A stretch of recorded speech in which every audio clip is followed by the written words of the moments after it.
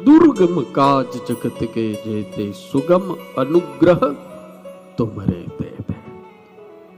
Hanuman Chalisa no जन्म केम थयो any कथा बधाए घणी वखत कदाच सांभળી હશે, પણ ચાલીસાની કથાનો પ્રારંભ છે એટલે હું ટૂંકમાં તમને કહું. તુલસીદાસજીની ઉત્તર અવસ્થા. તુલસીદાસજી આ જગતની અંદર 126 વર્ષ જીવ્યા. કેટલા વર્ષ? 126 વર્ષ. આપણા બધાનો જન્મ 9 મહિને થાય. તુલસીદાસજીનો જન્મ 12 મહિના પૂરા થયા ને ત્યારે થયો હતો. 12 મહિના કા બચ્ચા પેદા હુઆ. આપણે બધા જન્મીએ એટલે તરત રડીએ ને, પણ તુલસીદાસજીનો જેવો જન્મ થયો એ જ વખતે એ રામ બોલ્યા હતા. સીધું રામ બોલ્યા. બોલો, તું વિચાર તો કરો. 12 મહિના પછી જન્મ થયો. મોઢામાં દાંત હતા, મોટા મોટા વાળ હતા અને મોટું જબર શરીર હતું ને સીધા બોલ્યા રામ. એટલે એનું નામ રામ બોલા પડ્યું. પણ જગત અને જ્યોતિષોએ એમ કીધું કે આ છોકરો અપશુકન્યાળ છે, કારણ કે બોલ્યો. તો હકીકતમાં જે રામ બોલે અપશુકન્યાળ હોય કે સુકન્યાળ હોય? ગાળ બોલે તો સમજાય કે અપશુકન થયા. આ તો રામ બોલ્યા, પણ દુનિયા તો એવી છે ગાંડી, અપશુકન્યાળ છે.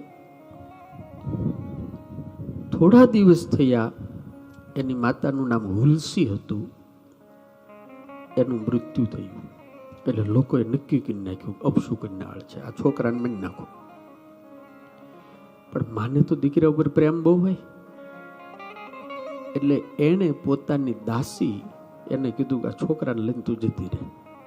એટલે એની દાસી જે હતી છોકરાને લઈને જતી રહી. એ તુલસીદાસજીને લઈ 6 મહિના પછી કે એકાદ વર્ષ પછી ઓલી દાસી મરી ગઈ.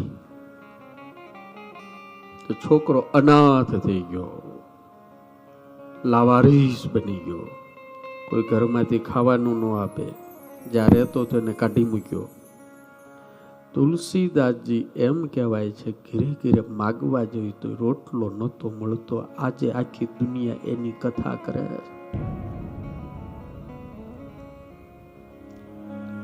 इसलिए मैं बहुत बार कहता हूं दुख तो यहाँ सब व्यक्ति को आता है, सबको आता है. સમય જતા જતા તુલસીદાસજી લોકો એઠું નાખી દે ને ઈ ખાઈને મોટા થયા. શિવજીના મંદિરમાં બેહીર એટલે ભગવાન કૈલાસપતિએ ભવાનીને કીધું, ભવાની इस बच्चे को तुझे बड़ा करना है. રોજ માં પાર્વતીજી તુલસીદાસજીને 2 ટાઈમમાં પાર્વતી પોતે ભોજન કરાવી જતા હતા. યાર, जिनका जगत नहीं होता ने इनका जगन्नाथ होता है. दुनिया जયારે આપણી ન હોય ને ત્યારે ઉપર વાળો હોય. માય છોડી દે, બાપે છોડી દે, હગાવાલાય છોડી દે, પણ જો ઈશ્વરનો આશરો હોય ને, જેમ તુલસીદાસજી મોટા થઈ ગયા ને એમ મારા બાપ આપણે મોટા થઈ જાય. સંસાર તો આખો એમાં અમીન તમી બધા આવી ગયા. સુર નર મુનિવર સબકી રીતિ, સ્વાર્થ લાગી કરહી સબ પ્રીતિ. તુલસીદાસજી લખ્યું છે આ પોતાના અનુભવનું. સુર હોય એટલે દેવતા હોય, નર હોય, મુનિ હોય, માનવ હોય, કોઈ પણ હોય, રાજા હોય, રંગ હોય કે નરેશ હોય, બધા સ્વાર્થના સગા છે. મારા બાપ આ જગતની અંદર આપણો કોઈ સાચો સગો હોય ને તો આપણો ભગવાન છે, આપણો હનુમાન છે યાર.